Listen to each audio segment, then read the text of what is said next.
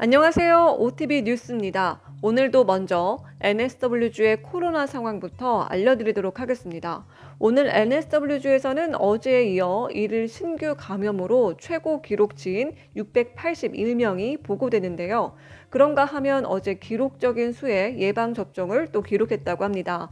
어제 11만 명 이상이 백신을 맞고 주 전체에 걸쳐 550만 명이 접종한 것으로 나타났습니다.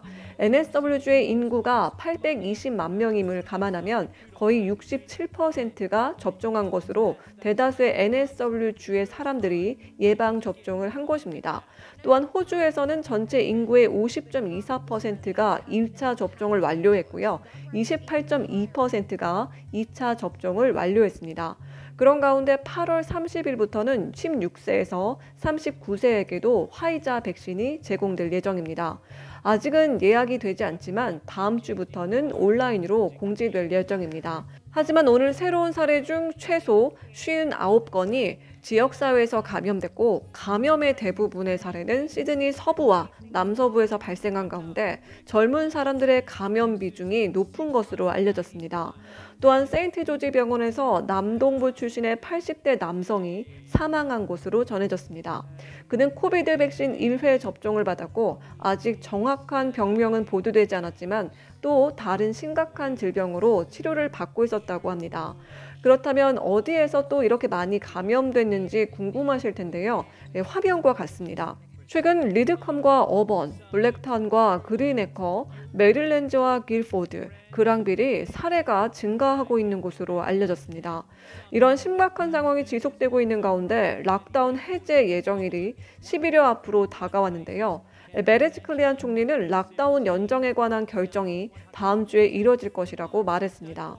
또한 현재 봉쇄는 8월 28일 오전 12시 1분까지 주 전체로 연장된다고 밝혔습니다. 여기에는 주의 북쪽에서 남쪽에 이르는 모든 지역이 포함되는데요. 베레지클리안 총리는 새로운 코비드-19 사례 수를 0으로 되돌릴 가능성을 배제한다고 말했습니다. 우선 80%의 2차 접종에 도달하고 인구가 더 자유롭게 살 수 있다는 사실을 안고 살아가야 한다고 말했습니다. 한편 NSW주 경찰은 공중보건 명령을 위반한 주민들에게 단 24시간 만에 671건의 코비드-19 위반 통지를 발행했습니다. 이 중 393건은 정당한 이유 없이 외출한 사람들에게 발급됐습니다.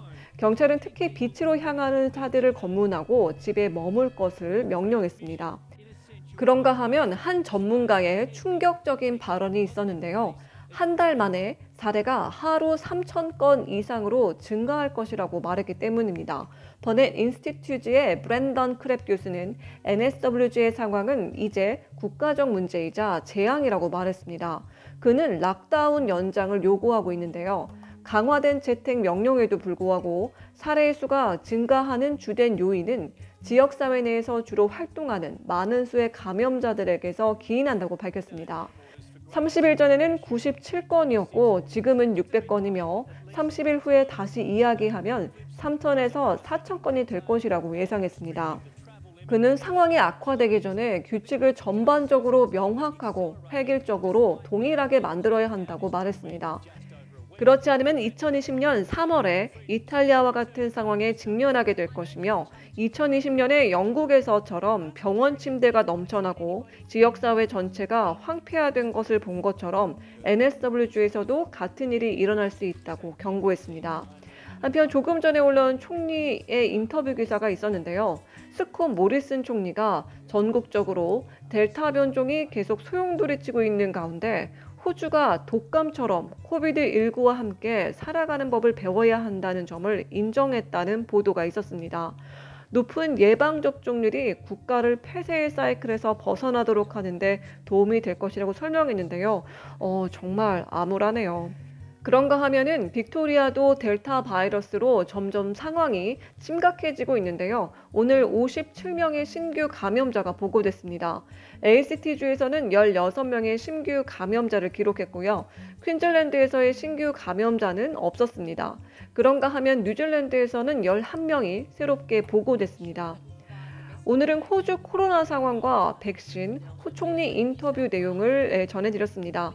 코비드19와 함께 독감처럼 살아가는 법을 배워야 한다는 총리의 말이 다소 충격적이었는데요. 그렇게 되면은 잘 생존하며 살아갈 수 있을지 걱정이 되네요. 오늘도 시청해 주셔서 감사하고요. 늦은 밤에 보내드리는데 늦게까지 안 주무시고 시청해 주시는 분들이 계시다면 정말 더 감사드리고 싶네요. 편안한 하루 보내시고요. 모두 건강하세요. 저희는 다음 영상에서 또 봬요. See ya!